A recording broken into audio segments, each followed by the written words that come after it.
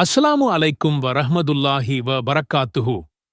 இன்றைக்கு நாம் மிக முக்கியமான ஓர் தலைப்பை பற்றி இக்காணொளியில் காணவிருக்கிறோம்.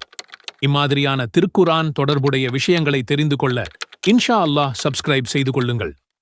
வாருங்கள், தலைப்பிற்குள் செல்லலாம். பிஸ்மில்லாஹிர் ரஹ்மானிர் ரஹீம். அல்லாஹ் சுபஹானஹு வதாலா குரானில் நாமே மனிதனை படைத்தோம் என்று பல இடங்களில் கூறுகிறான். அதற்கான ஆதாரங்களையும் கூறி பகுத்தறிவுடைய மனிதன் அதை சிந்திக்க வேண்டும் என்றும் கூறுகிறான். மனிதனுடைய ஆரம்ப நிலை கருவில்தான் தொடங்குகிறது. கருவில் உள்ள குழந்தையின் ஆரம்ப வளர்ச்சி நிலைகள், அது ஆணா பெண்ணா, அது என்ன நிலையில் இருக்கிறது என்பதை யாரும் அறிய மாட்டோம். இவற்றை குழந்தையை சுமக்கும் தாயால் கூட உணர முடியாது. குழந்தையின் அசைவுகளை மட்டும்தான் தாயால் உணர முடியும். 1950களில் குழந்தையை ஸ்கேன் செய்யும் ஸ்கேனிங் தொழில்நுட்பம் கண்டுபிடிக்கப்பட்ட பின்னர்தான் குழந்தையின் ஒவ்வொரு வளர்ச்சி நிலையையும் கண்டுபிடித்தனர். 1400 ஆண்டுகளுக்கு முன் குரானில் சூரா மூமினூன் 12 முதல் 14 வரையிலான வசனங்களில் அல்லாஹ் கருவில் குழந்தை எவ்வாறு படைக்கப்படுகிறது என்பதையும் கரு வளர்ச்சியின் ஆரம்பத்தில் உள்ள பல்வேறு வளர்ச்சி நிலைகளையும் விளக்கியிருக்கிறான். வசனம் 12, 13, 14.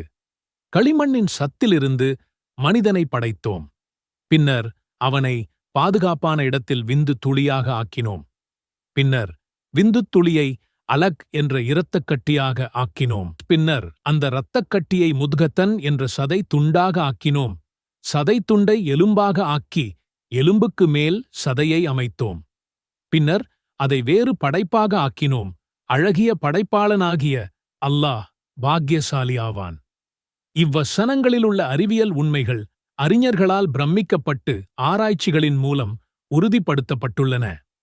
1998 ஜான் நம்ஸ்லே என்பவர் மனித உடலில் மூலப்பொருட்களாக உள்ள 58 வகை தனிமங்களில் ஆக்சிஜன், ஹைட்ரஜன் போன்ற வாயுக்கள் தவிர மற்ற தனிமங்கள் அனைத்தும் மண்ணிலிருந்து கிடைத்தவை என்று கண்டுபிடித்தார். இவ்வசனத்தில் கரு வளர்ச்சியின் முதல் நிலை அலகத்தன் என்றும், அடுத்த நிலையை முத்கத்தன் என்றும், 3ஆம் நிலையில் எலும்புகளும், 4ஆம் நிலையில் எலும்பின் மேல் சதைகளும் படைக்கப்பட்டு 5ஆம் நிலையில் வேறு படைப்பாக ஆக்கினோம் என்றும் அல்லாஹ் கூறுகிறான்.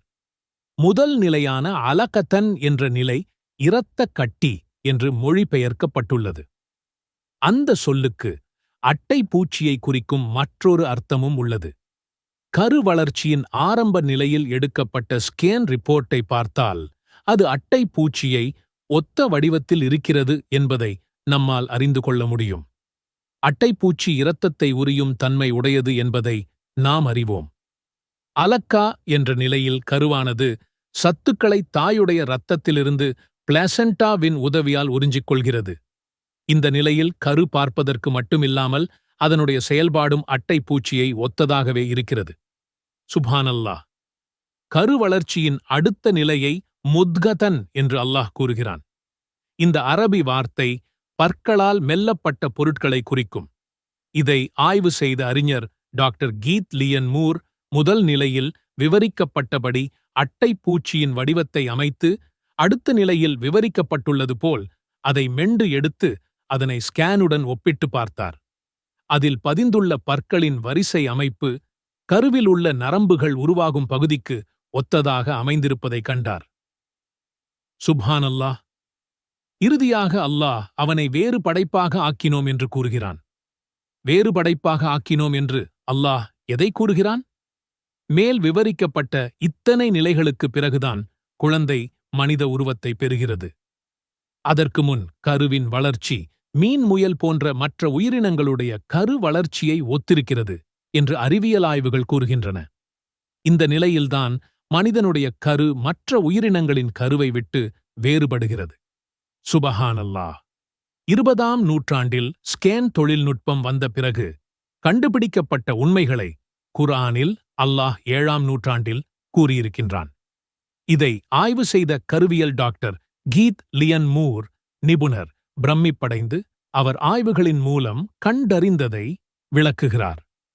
அவர் ஆங்கிலத்தில் பேசியதை இங்கு தமிழில் மொழிபெயர்ப்பு செய்கிறோம். குர்ஆனில் கூறப்பட்டிருப்பது அறிவியல் ஆராய்ச்சியின் மூலம் கூறப்பட்டது என்று நம்மால் கூற முடியாது. இன்றைய நவீன கருவிகளின் உதவி இருந்தும் கூட குர்ஆனில் விவரிக்கப்பட்டுள்ள அளவு துல்லியமாக கருவின் வளர்ச்சி நிலைகள் அறிவியலில் விவரிக்கப்படவில்லை. நிலை 1, நிலை 2, நிலை 3 என்று தோராயமாகத்தான் விவரிக்கப்பட்டுள்ளன. எழுதப் படிக்கத் தெரியாதவராக இருந்த முஹம்மது நபி நிச்சயமாக அறிவியல் பயிற்சிகள் எதுவும் இல்லாமல் இதை கூறியிருக்க முடியாது. இதன் மூலம் நாம் குர்ஆன் இறைவனால் முகமதுக்கு அருளப்பட்டது என்ற முடிவுக்குத்தான் வர முடியும்.